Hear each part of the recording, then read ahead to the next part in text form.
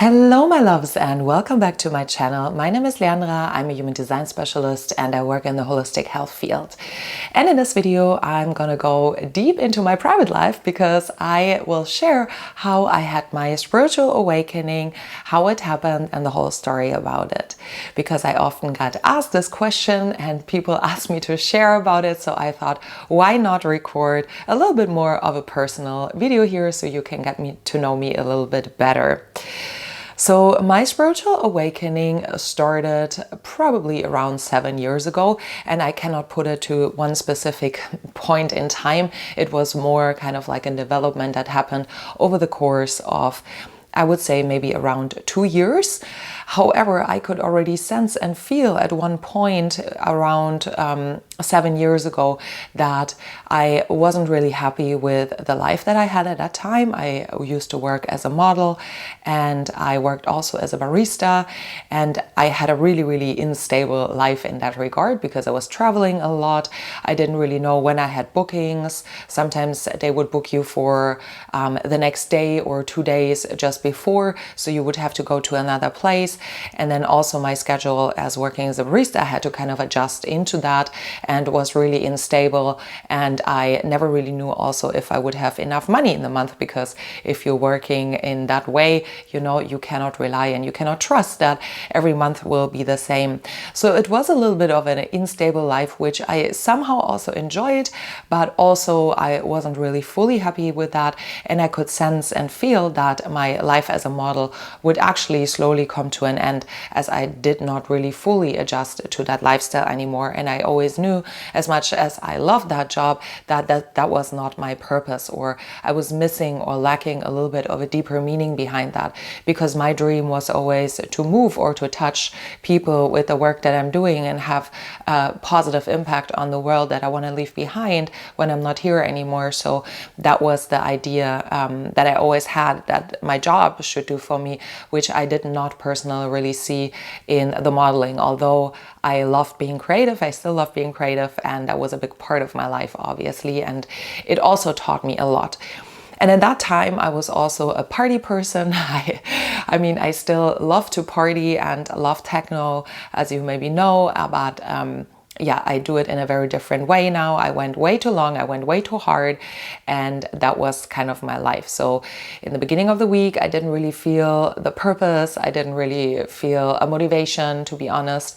And that is obviously much different now. So if I go out now, only go in the daytime, completely sober, and I just love dancing. So there was a whole different story, and I could sense and feel that I've somehow outgrown my old life at that moment.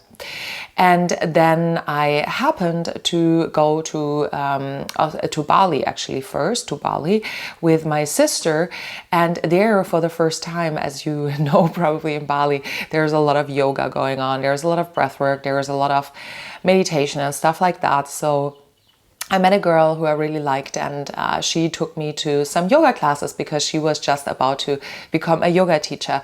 And as I liked her so much, I went to all of these courses and classes with her, and it was really hard. I remember I went to a 90-minute yoga class, never having done yoga before, and that was tough, but it definitely, yeah, taught me a lot already about this world, and I kind of slipped into this world, and I noticed the positive effect that it already had on my body, even though I just did it for a few short times.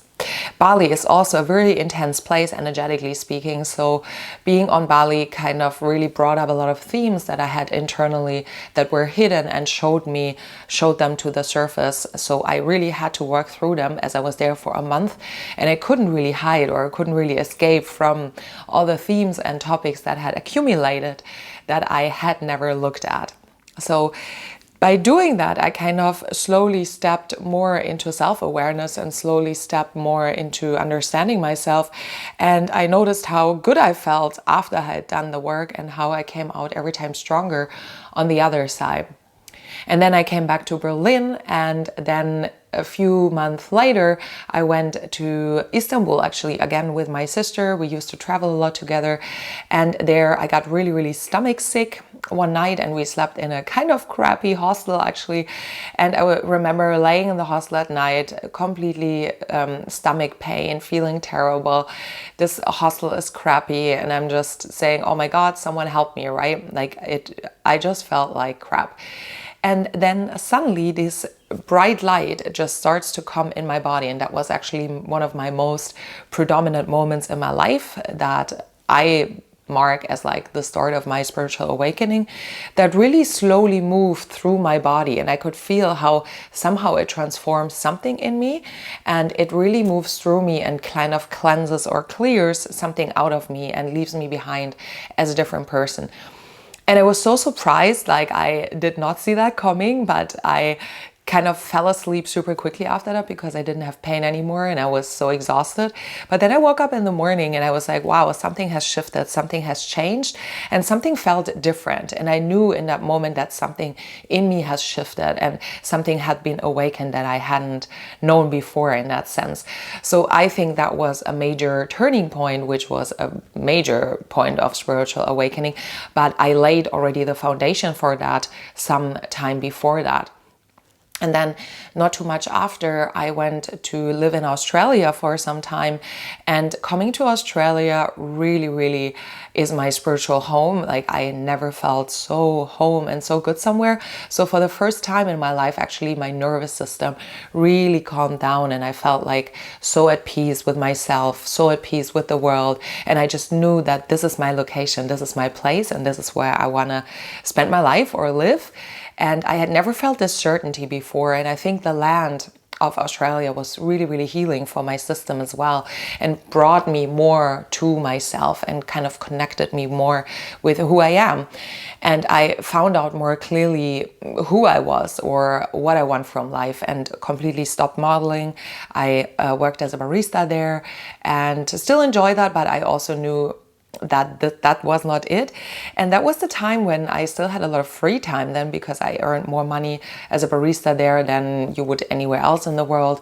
So I only had to work 4 days a week, and I had quite a lot of free time. And that time I started my first podcast, which was called Pure Happy Healthy. So it was about how to feel pure, how to be more happy, and how to live a healthy life. And that podcast brought me and connected me to a lot of other healers or people in the holistic health space, because I interviewed people out of different areas who, in my view, had already achieved to be pure, happy, or healthy, right? So that's when I interviewed these people, and I learned so much. It was basically like personal coaching as well that I received through my interviews, and it really moved me forward also, again, in my process, talking to these different people and hearing different perspectives. And that was the next step where I was like, wow, I enjoy this so much. I want to keep on doing this, or I want to keep on being active, making a podcast and talking to these people, being in this world, which led me more into investigating all these topics by my own as well. And then COVID hit, and I lost my job there, and I had a lot of free time. I had nothing to do. So I had a lot of time to invest in my podcast, but also in my own personal growth, which came along hand in hand with that. And unfortunately, I had to leave Australia soonish after that, because it was not sustainable to live there during COVID as a foreigner. So I went back to Germany. And I just knew coming back to Germany would not be my ideal, and I would not fully be as happy as in Australia, but I will need to take the necessary changes from before my life that I had there as a model party person to being a wholesome, holistic, healthy person, to have and establish a completely different lifestyle. So coming back to Berlin, I kind of invented myself completely new again, and that's quite easy in Berlin because it has so many diverse bubbles. And I completely reinvented my whole life, basically. I found a different apartment. I started working. Actually, I will come to that in a second. I found new friends. I had lived in a different neighborhood, which was completely different to the one I lived before. Before I lived in a very fucked up like shady neighborhood where I felt like, oh yeah, my nervous system was totally fracked at that time. So I felt home there.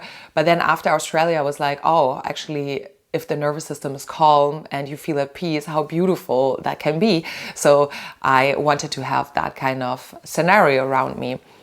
So yeah, I moved to that different neighborhood and felt so much more at peace there. And then my sister again told me about hypnosis. And she had just done a hypnosis session. So it sounded super interesting and I wanted to try it. And after that session, that was another spiritual awakening. I never cried so much in my life like in this session, and I understood so many things about my life. So I was like, wow, that is absolutely a game changer. I want to learn how to actually do that and help people with that, because only if it has as little of an effect or like part of the effect that it had on me to another person, that would be extremely valuable for that other person. So I started doing my training, and yeah, I became a hypnotherapist. And after that, the whole interest kind of sparked. I started working as that pretty soon. A lot of people came to me. I could see how I could help and heal people, at least in some parts, or help them heal, better say. And that felt extremely beautiful to me. So I was like, wow, I want to learn more modalities. And I started doing Reiki training. So I became a Reiki practitioner. And I also started sound bath. So these were the modalities that I did, and I started working in yoga studios with that, also for private clients, doing coaching programs, etc. And I loved it. It felt so aligned and so beautiful.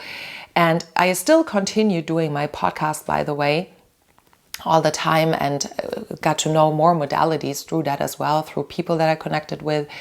And then human design came in my life, and that was honestly the most beautiful moment of my life, if I can say so, or one of them at least, because when human design came in my life, a friend told me about it, and I was like, I'd seen it before, but it looked a little bit creepy, or I didn't really understand it. I was like, yeah, whatever.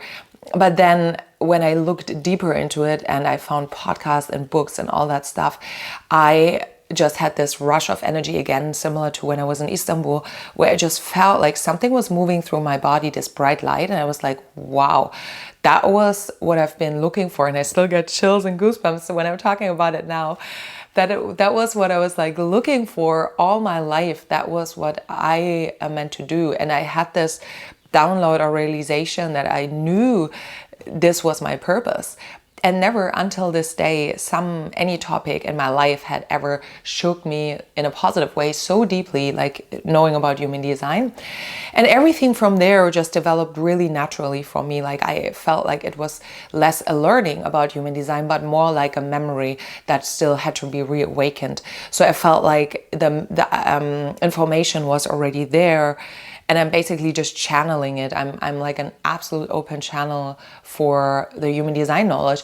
And every single time I still speak about it or in my readings, I just know, like it just comes out of me. And when I give readings to my clients, I just know things about them that suddenly come as downloads, like a feeling about their human design that then I'm sharing. People ask me like, how do you know, right? But I don't know. I just know. It's just there. The information is just in my DNA, basically. So that was the most beautiful, or one of the most beautiful moments in my life. And I'm indefinitely grateful for this. So I would say that was one of my biggest things of my spiritual awakening as well. And yeah, as you know, my human design journey has continued ever since, and I don't think I will ever stop. I will just find different ways on how to transport it. I mean, at the moment I give readings, individualized, which I enjoy so much because I love working one-on-one with people, getting to know people, helping them on a personal level for deep transformation. And obviously sharing on YouTube is also so much fun. After I had my podcast, the first one, the Pure Happy Healthy, I had another Human Design podcast, and then earlier this year I started the YouTube journey because I felt like I'm ready to step also up in front of the camera and show my face and talk about it. And I love to consume YouTube as well if it's valuable information, so why not start a channel myself? And yeah, I've been loving it so much, and I do workshops, I do group sessions, I do weekly meetups with people in Berlin about human design. So if you're in Berlin, you want to join, shoot me a message. And yeah, that is my journey so far, at least. So I cannot say that it was, it was maybe a few points where it was like very major, but it was more a development. And I think when you're ready, the things can find you. And that's why it's so important to not navigate life from your mind. And, if I would have said, oh, like I don't make enough money, maybe as a model or something, I need to find this corporate job now that I'm forcing myself into, human design would have probably never found me, and I would have probably never had my spiritual awakening if I would have not trusted in the process. So trusting in the process and moving step by step into your right direction, that's the key for everything in life, and that is the key for you getting to the places that you're meant to go to and having all these beautiful internal and external experiences, because life can only find you when you're open to it. And when your mind, out of scarcity or out of fear, if you let life navigate that, then you will end up at places that leave you really frustrated or angry or bitter or disappointed, which are the themes of all the different types. And you will not find a happy place in your life. Maybe you will have money, okay, maybe you will have a nice apartment, whatever, but will it actually make you happy? I was actually, if I look back, kind of deeply unhappy before my spiritual awakening. I loved my job still, or what I was doing, but internally I was not happy because I was not at my right place.